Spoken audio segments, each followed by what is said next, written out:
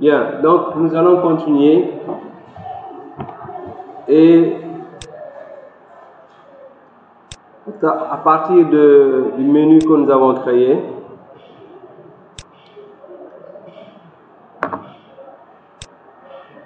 on va créer un autre formulaire, un formulaire de démarrage. Ce formulaire aura pour rôle de se lancer lors de l'exécution de votre application. Je rappelle, entre parenthèses, que chaque fois que vous générez ou chaque fois que vous cliquez sur exécuter le débogage, votre application génère immédiatement un exécutable, un fichier d'extension exe que vous pouvez après utiliser pour installer sur une autre machine. Ce fichier exécutable est disponible dans le répertoire de sortie du projet. Le répertoire de sortie du projet se trouve à l'emplacement du projet. Je fais clic droit à partir de l'explorateur de solution. Je fais clic droit sur le nom du projet et je vais dans ouvrir le dossier dans l'explorateur de fichiers. À partir de là, j'ai un dossier qui s'appelle bin. Dans le dossier bin, vous avez debug et dans le dossier debug, vous avez un fichier d'extension exe qui permet de lancer l'application. Ici, par exemple, c'est TP7. Donc, TP7.exe, le fichier. Pour le moment, ça se présente de cette manière parce que nous n'avons pas associé une icône à l'application. C'est la raison pour laquelle ça s'affiche de cette manière. Mais dès que vous double-cliquez sur ça, il vous envoie immédiatement, d'accord, le premier formulaire. Bien.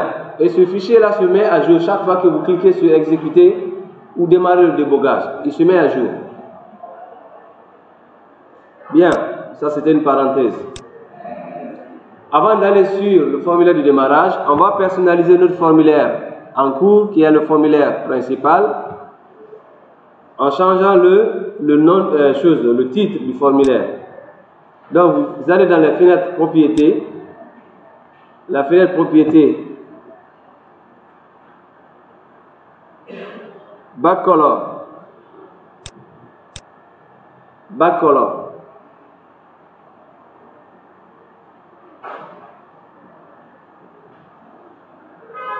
Dans backcolor, cliquez sur l'onglet système et cliquez sur App Workspace. App Workspace. App Workspace.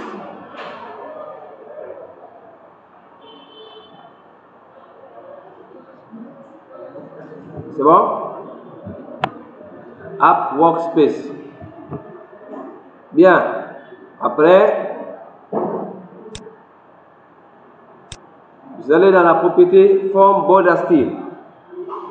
Form Border Style. Ça, c'est pour permettre de faire quoi? On a déjà fait ça, je crois. Bordure.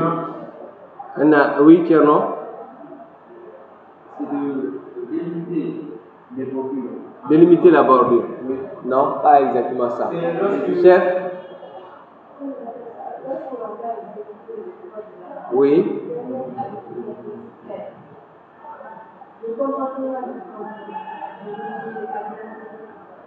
Disons, le form border style, ça détermine est-ce que le formulaire ou la fenêtre sera redimensionnable ou pas.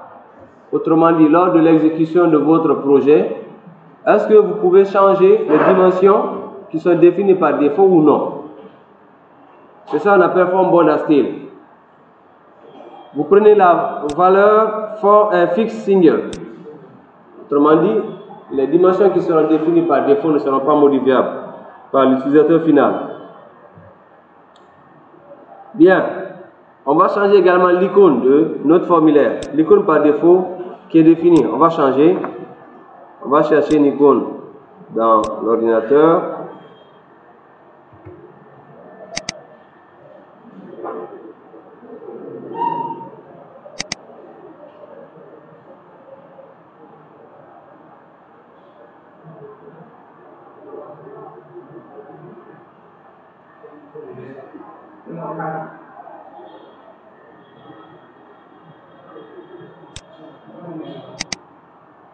J'ai pas bien entendu. Maison. Ça c'est dans quel dossier? Dans quel dossier? Comment ça s'appelle l'icône? Ça s'appelle maison?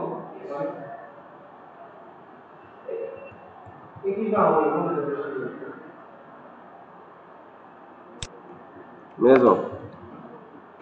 C'est sûr? Ah, même ici, ça doit sortir normalement quand ça existe.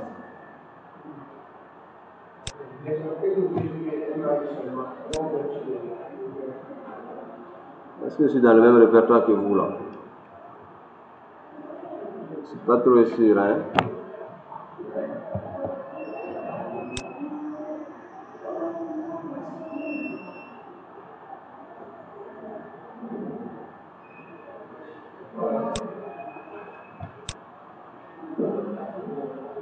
D'accord, on continue. On va dans texte. Texte.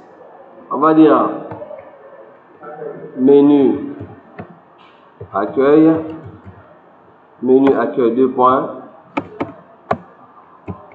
Menu accueil 2 points. Gestion des citoyens.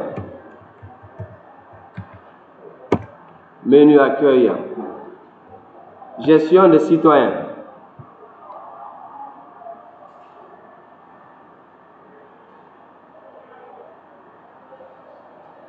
Gestion des citoyens.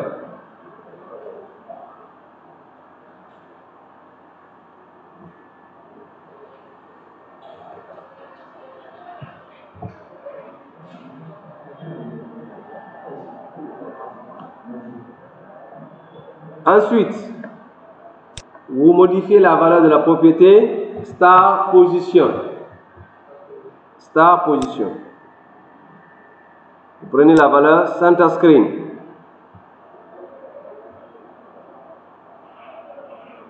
Center screen.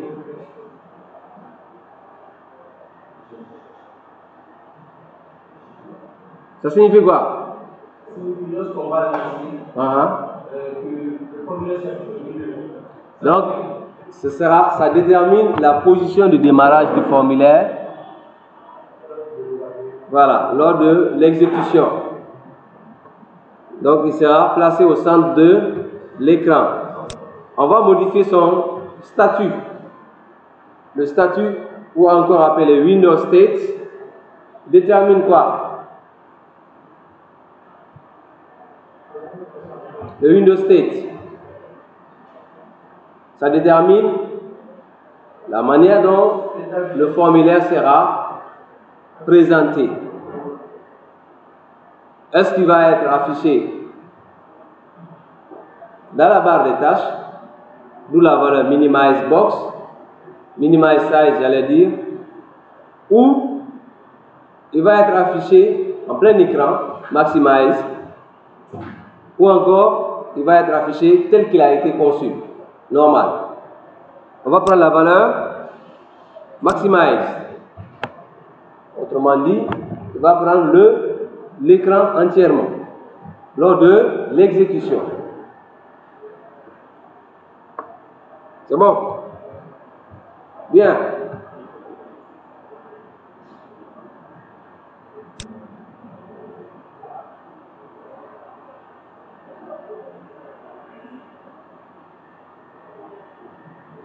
Allons dans la boîte à outils. On va chercher Tool Script. Tool strip. Tool strip. Tool strip.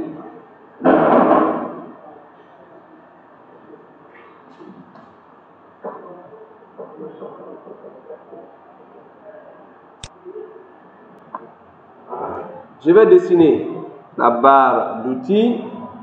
Vous avez une icône par défaut qui s'affiche. D'accord?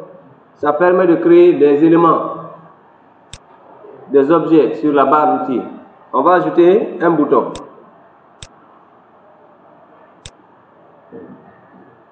On ajoute un bouton. Quand vous déroulez au niveau de cette icône, vous avez bouton. Bien, vous sélectionnez ce bouton. Vous allez dans ses propriétés. Dans fenêtre propriétés, on va noter outil underscore, on va dire quoi? Enrôler.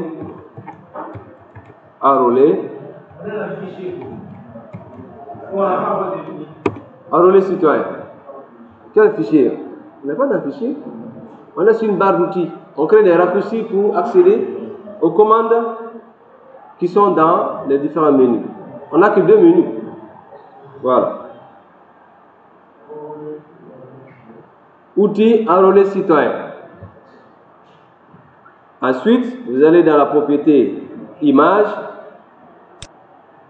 On va définir une icône pour enrôler citoyen. D'accord?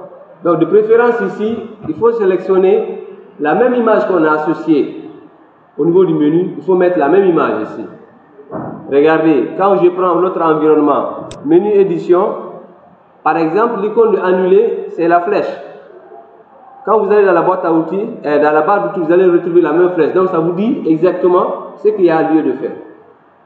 Donc, si vous définissez une icône au niveau des éléments de la boîte à outils, de la barre d'outils, ça doit être les mêmes images qui se retrouvent dans le sous-menu. Donc, je vais sélectionner.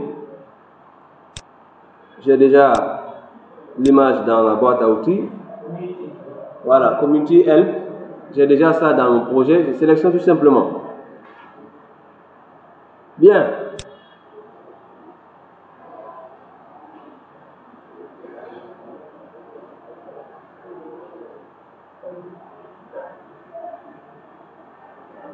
Ensuite, vous cherchez la propriété texte. Dans la propriété texte, vous enlevez ce qui est écrit, parce qu'on n'en a pas besoin. Propriété texte, vous videz le contenu. Ensuite, le tooltip texte. On va définir le tooltip texte. Le tooltip texte représente quoi? Le texte affiché. Oui, le texte est affiché. Il y a les renseignements suivis. Ah bon? Le texte est affiché une fois qu'on place la solution. Voilà, c'est ça l'infobu.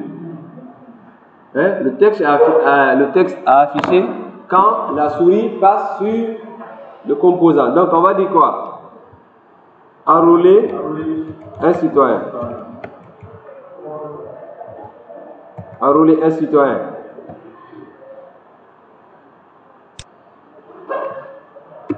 Enrôler un citoyen.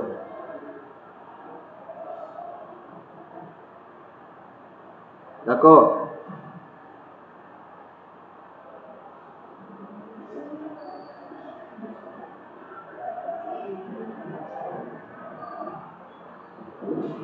On va ajouter un deuxième.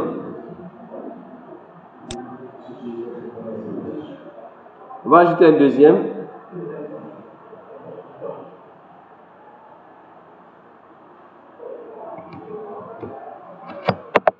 On va ajouter un deuxième.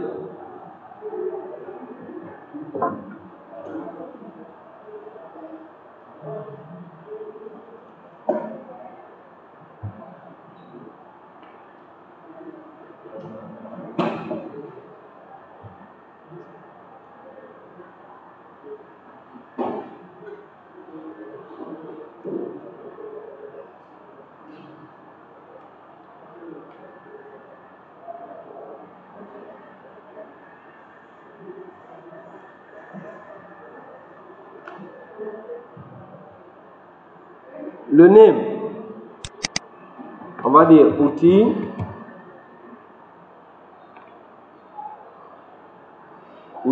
liste, hein? Liste alphabétique, alphabétique, citoyen.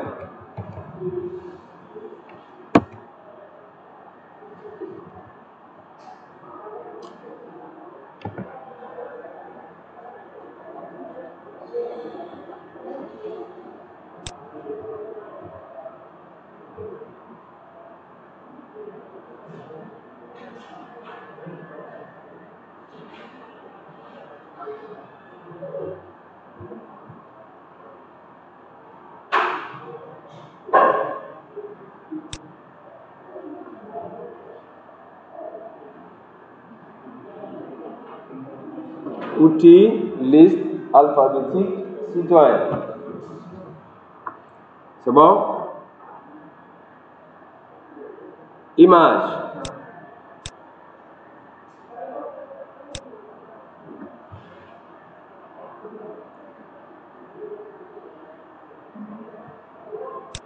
Je vais chercher les images dans mon ordinateur.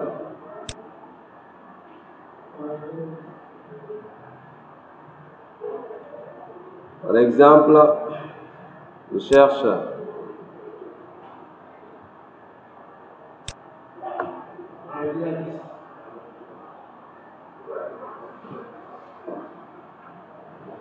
j'ai des listes alphabétiques. Ça c'est sous-menu 2. Un sous-menu à l'intérieur du sous-menu. Oui, c'est ce que j'ai dit.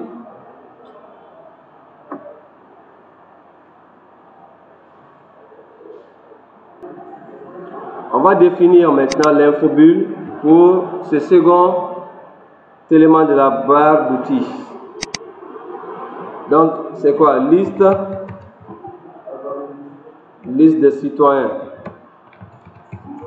Liste des citoyens par ordre alphabétique. Par ordre alphabétique. Dans le tooltip texte, hein?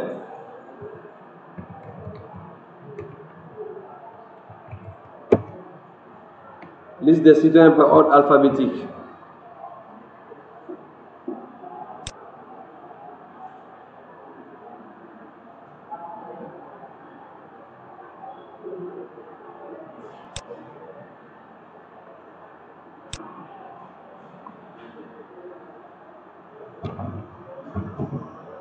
On va ajouter un troisième. On va le nommer liste citoyens par quartier. Outil, liste citoyens, quartier.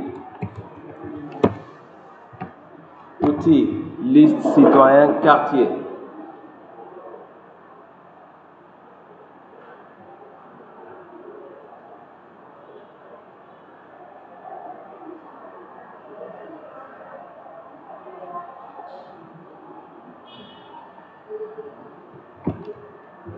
Outil, liste citoyen quartier. Ensuite, image.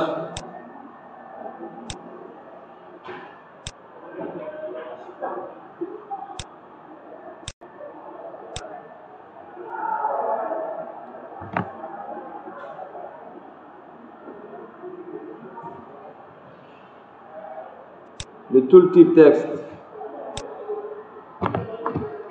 J'écris liste des citoyens par quartier. Liste des citoyens par quartier.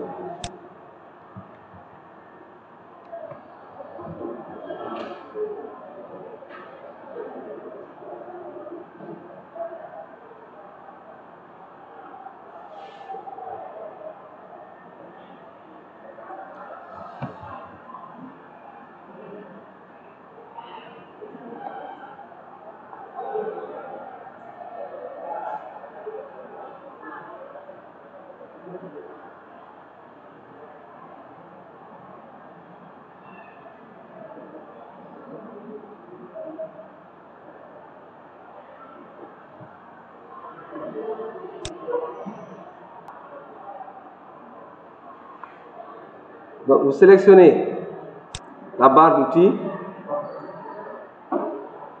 propriété backcolor.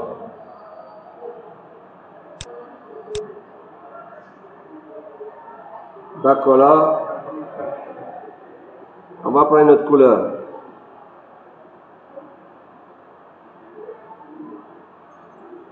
On va prendre plutôt, c'est du bleu. Allez-y dans Web, l'onglet Web.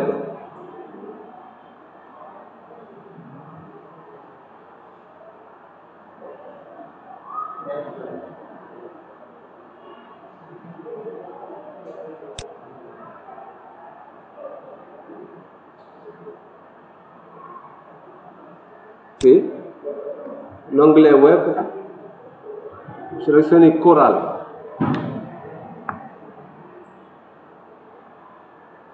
Coral.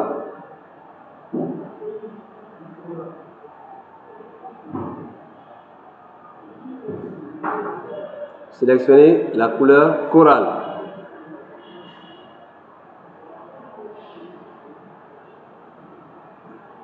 C'est un.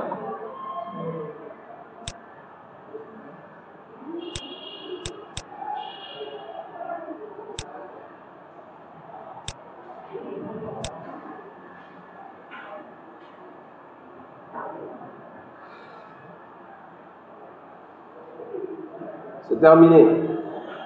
Bien. Cliquez sur boîte à outils.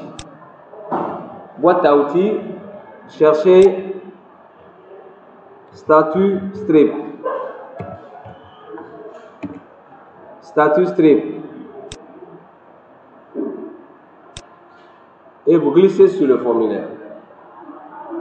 Statut strip.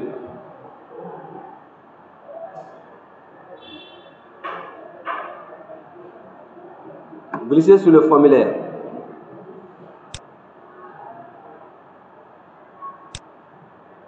Donc, cliquez sur le bouton qui s'affiche sur la barre d'état. Choisissez statut label.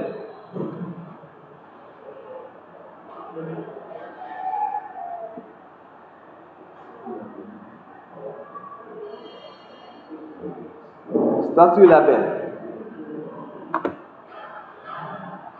Dans statut label, vous allez changer le nom, name. On va écrire statut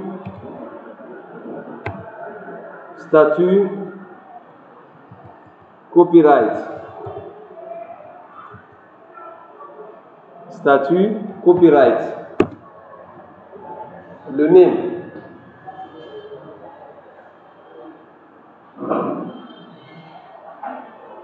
Statut copyright.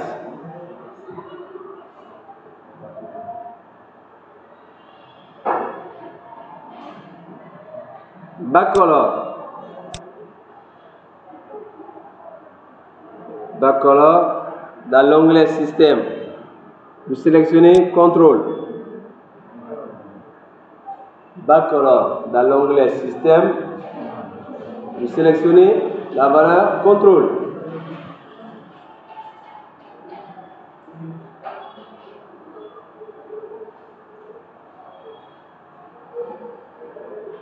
Prenez la valeur contrôle.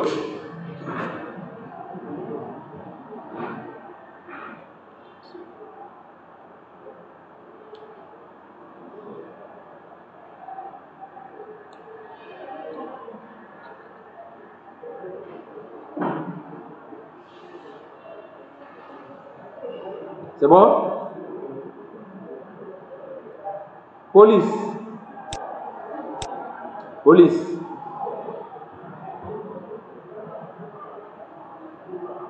Sélectionnez encore Century Gothic. Century Gothic. Style gras. Taille 12. Century gothique, style gras, taille 12.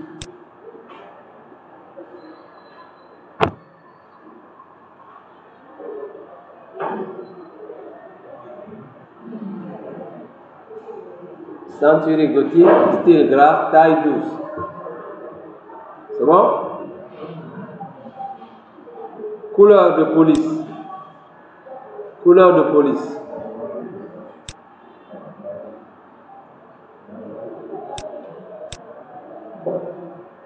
Couleur de police, vous allez dans l'onglet personnalisé.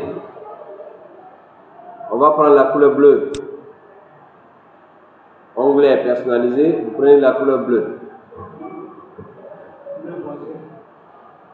Bleu, bleu.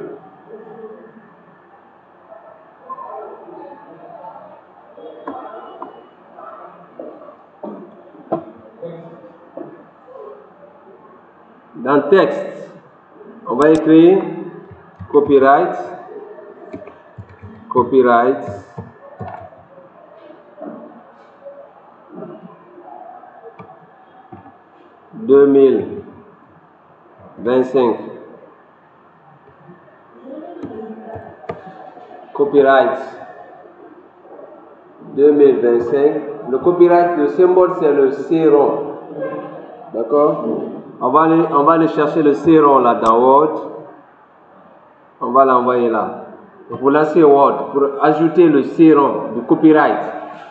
Hein, le symbole de copyright là, le C rond. Donc je vais chercher ça dans Word. Je copie, j'envoie dans le projet.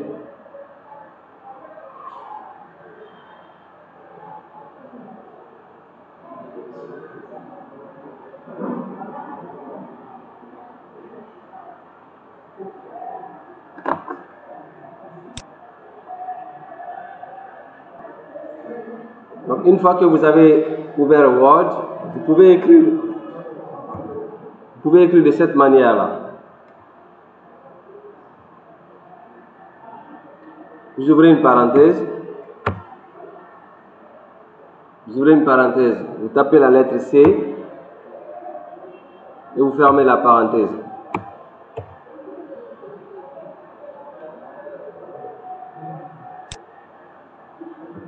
Ensuite, vous copiez le symbole.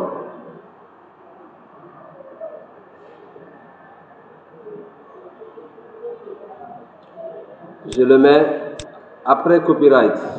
Je mets copyright, je mets le symbole 2025. Je mets département génie logiciel. Département génie logiciel. Département génie logiciel. Tout droit réservé.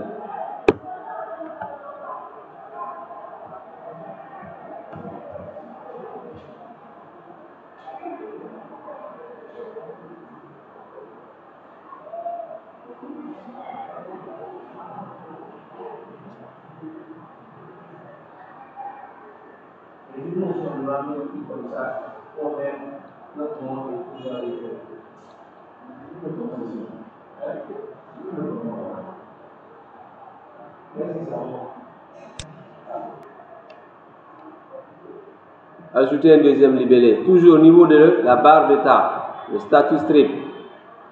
Propriété, le name, on va mettre statut,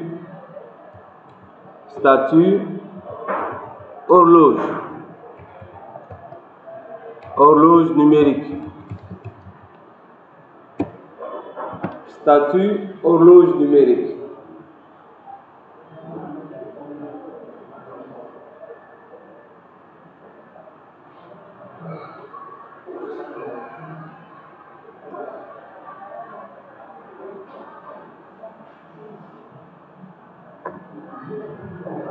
Bien, après,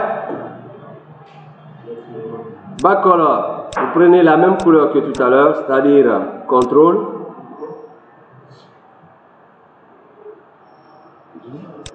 Police, la même police.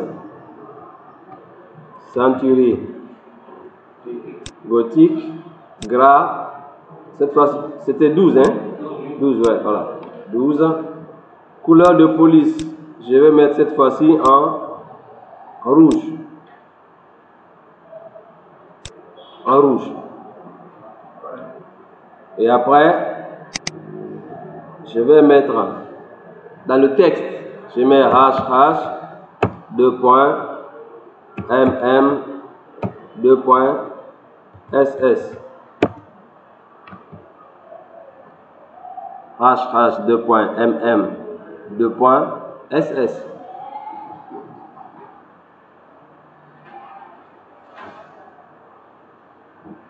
Qu'est-ce que je vais renvoyer ici comme message?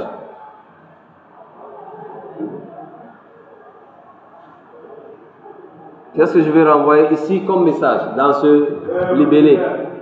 Heure, minute, seconde. D'accord? Donc, une horloge numérique. Ce n'est pas simplement d'afficher l'heure, mais c'est d'afficher une heure qui tourne. Qui tourne. Okay? Comme une horloge. C'est bon?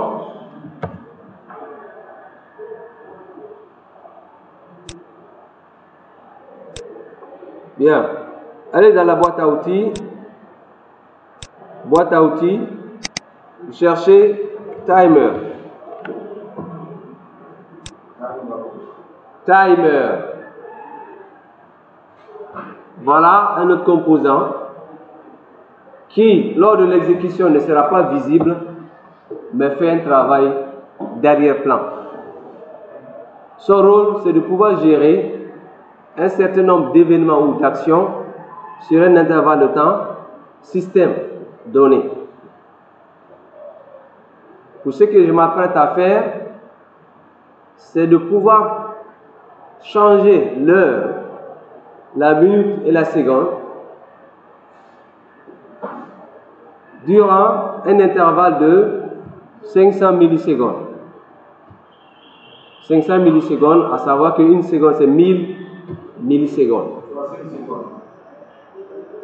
500 millisecondes. Une seconde c'est 1000 millisecondes. Donc 500 millisecondes. C'est la moitié d'une seconde, quoi. Hein? Voilà, 0,1 demi-seconde. Voilà. Donc chaque demi-seconde qui s'écoule, l'heure, la minute et la seconde s'actualisent. C'est ça le rôle du timer. C'est un composant graphique que vous n'allez pas voir à l'exécution, mais qui fait un travail de fond. Et spécifiquement, il permet de gérer des actions sur un temps donné dans le système. Donc c'est ça son rôle. Alors, quand vous le glissez sur le formulaire, vous allez voir sa représentation. Il n'y a pas de représentation graphique. Il s'affiche immédiatement au bas du formulaire, à l'image de status strip, mais eux, au moins, ils ont une représentation graphique.